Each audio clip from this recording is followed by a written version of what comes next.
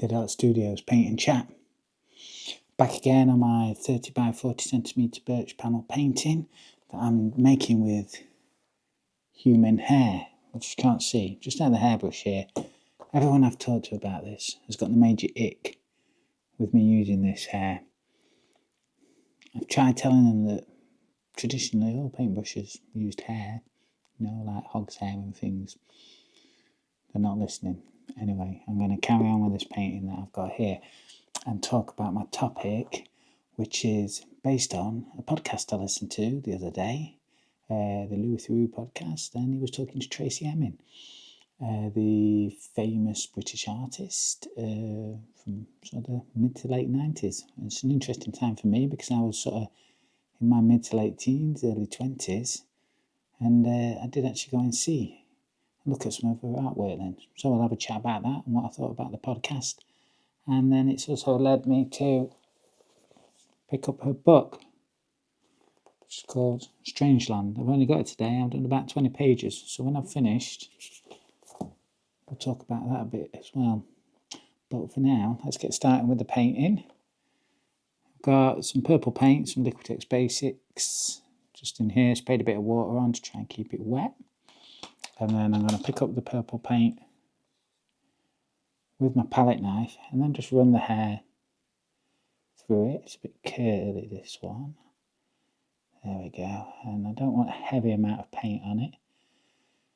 Just enough to make a mark. Nice thin mark. And so I've sort of created a bit of a face with this as I've been going on, trying to just keep myself entertained, I guess, and see what kind of structure I can make.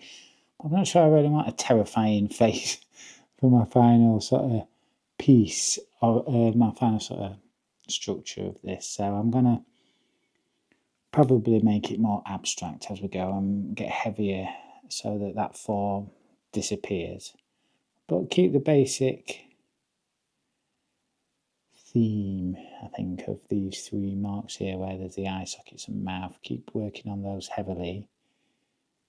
And everything else a bit lighter. We're using different colours as well now. So we started off with the black.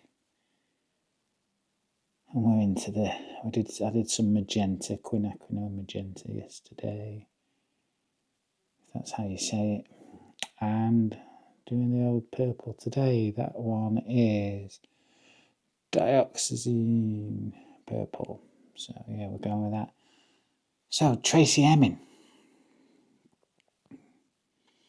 famous for her two most famous artworks, I guess, are, I've written them on the table to get the names right because I think it's important. The first one is Everyone I Have Ever Slept With, 1963 to 1995. Known by most people as a tent. And it was a tent, and she had embroidered and sewn the names of everyone she'd ever slept with from 1963 to 1995, which I guess 63 is the year of her birth. I'm guessing, because it's not just, romantic relationships she's talking about in that. That's literally anyone she's slept in with a bed. And it's all sort of, the names are all inside the tent. It's kind of got a nice feel to it. And I think I have seen this one. I'm not 100% sure. So probably around 2000, maybe a bit before, I went to an art gallery in Sheffield. I forget the name of the gallery. It's opposite the Winter Gardens, if you know that, in the library upstairs. They've got an art gallery there. I forget the name of it. If you know Sheffield, you might know that. And she had some drawings there. And I believe, if I'm correct in remembering, which I may not be, but I'm pretty sure her tent was in there. I'm pretty sure I saw it. And I can't really remember 100% what I thought about it because it was a very long time ago. And what happens, I've noticed, is you sort of almost create memories, don't you, of what you thought and saw of a lot of things. That's something I'm going to discuss in other podcasts. Is this a podcast now? Could be. Videos. I'm going to discuss that a little more because I'm going to talk a little more about other art I've seen when I was younger and how I thought it may have impacted me to now. But Did I hate it? Did I love it? I can't really remember. I remember seeing some of her sketches and thinking, yeah, these are some sketches, I'm a bit like this at art, at museums and art shows in general. I'm a bit like, yeah. I find it, even when it's like the Egyptians or something, you're supposed to sit and, read through it all and go through it sequentially. I just find myself bombing through these things. And I think I sort of looked at it, and I certainly didn't have I don't think vitriol or anything like that, to what a lot of contemporary art does have, where people are pretty cynical about it. And I think I've probably found the tent quite charming, actually, if I remember anything, quite nice. And it does have, I looked at it today on the internet, it has this sort of homemade appeal to it, which it is homemade, and, it almost fits in with a crafty sort of vibe, whereas when she did my bed in 1995 or 8, 1998, trying to test myself there. That had a lot more like art installation feel, other contemporary Damien Hirst who did like the cows cut in half and the sharks and formaldehyde and all that jazz. These sort of like, I don't know, her bed had this sort of more installation feel, whereas the tent, I feel, was more like a piece of craft that then was put on show, whereas the installations, they often feel part of the museum or the place, the gallery that you're going, don't they?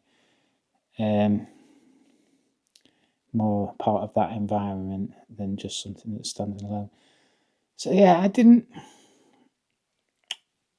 hate it, and I'm a proponent of just experimenting with art, and I'm never going to criticise anyone who sat down and made some, because if you've ever tried to do it, I think you should get an appreciation for the questions you start asking yourself and the challenges you start facing. And thus, I think it was a nice and intelligent and quite warm in some ways piece of art. I don't know the history of everyone she ever slept with, so maybe it's multifaceted, and maybe as I read her sort of autobiography that I've got down there, is it Dreamland? Strangeland. As I read that more, maybe I will get more sort of out of her artwork as well in that way. And it's been a rough. I've read the first 20 pages, and it's a rough read. These days they say trigger warning, don't they, and stuff. So yeah, trigger warnings. It's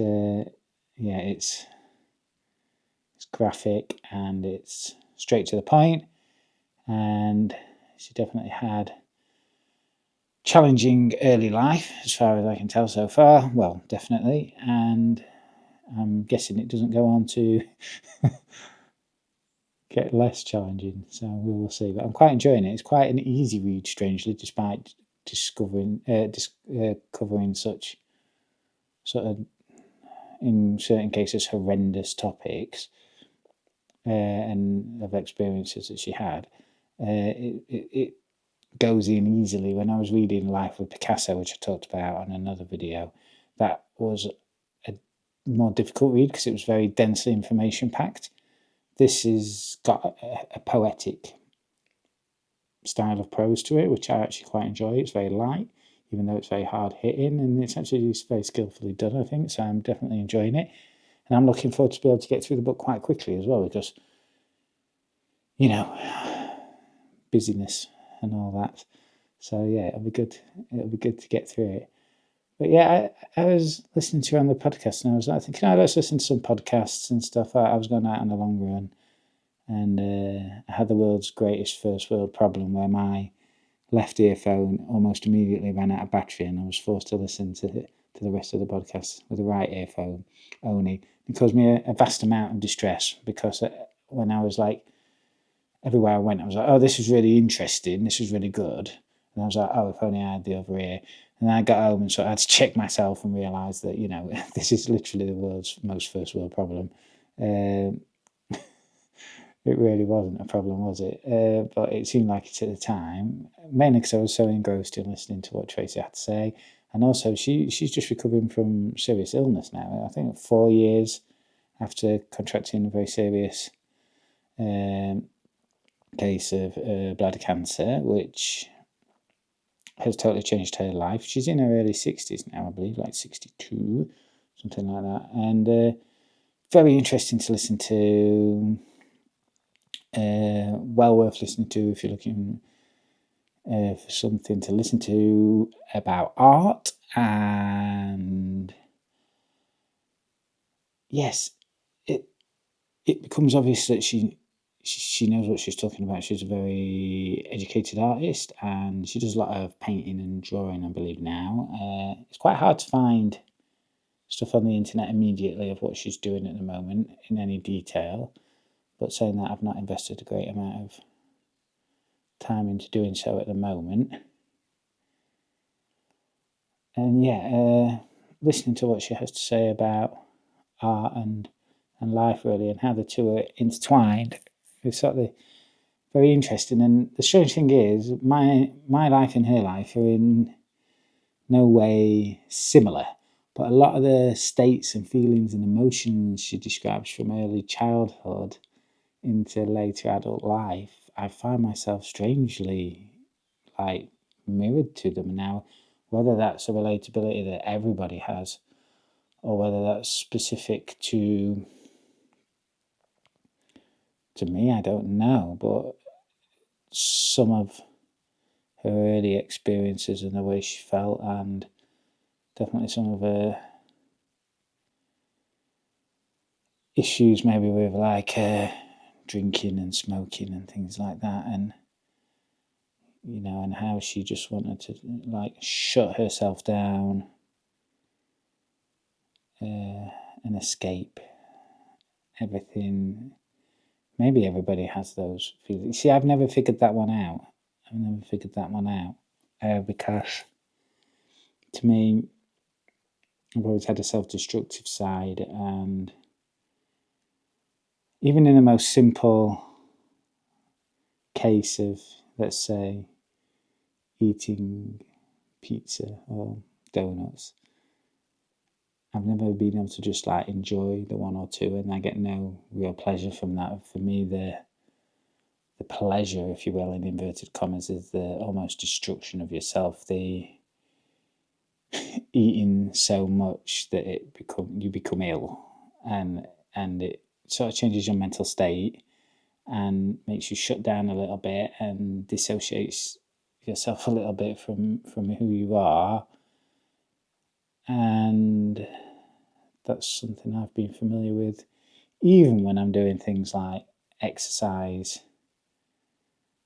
and things like that. So it's been pointed out to me by various friends and family members that even when I do exercise, it's my goal seems to be some kind of self-harm, even if ultimately the pursuit is a healthy one.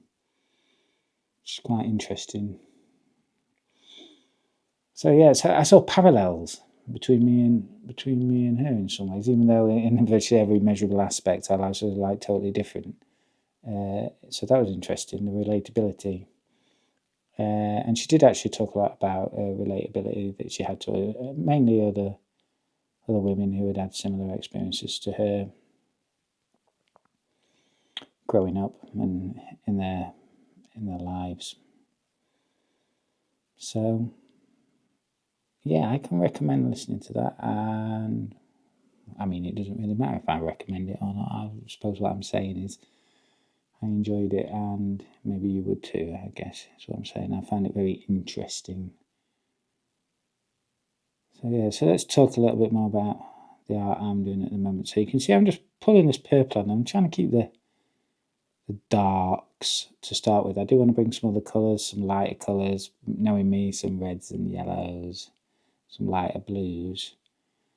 But at the minute I just want to try and keep the dark paint on there and get as much cover as possible. And these sort of three circle areas here, which at the minute are sort of eye sockets and a mouth, I want to keep working on those and hopefully just generally make it more abstract. I'm not sure, I can't really control what comes out because I've never managed to.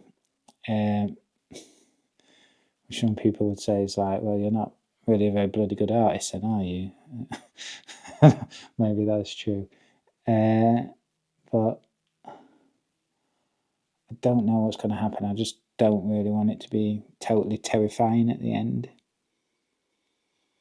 I was hoping that wasn't going to be what came out, but one might argue that using a single human hair and repeatedly, thousands of times, putting marks of paint onto a board could only result in terror.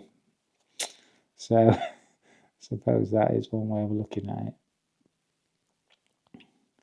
So yeah, I'm just going to keep doing that. I'm going to try and put some heavier marks on as well. The one that went on there that's left a little lump on it just there, probably a little too much on the heavier side. I don't want any of those. My hair's just escaped me here. And I'm just going to keep going a little bit every night, plodding away. So yes, I'm going to read the book, Strangeland, Tracey Emin. I'm going to read it, and I'm going to get back to you on it, tell you what I think. Like I say, not that it matters what I think, because I'm not qualified to really have any kind of anything thought on it, but I can tell you how it made me feel. I can tell you, that kind of thing. And I do want to cover like art topics, so that seems like a good one to cover. Right then, I'll leave you to it, guys. Deadart Studios Paint and Chat. See you next week.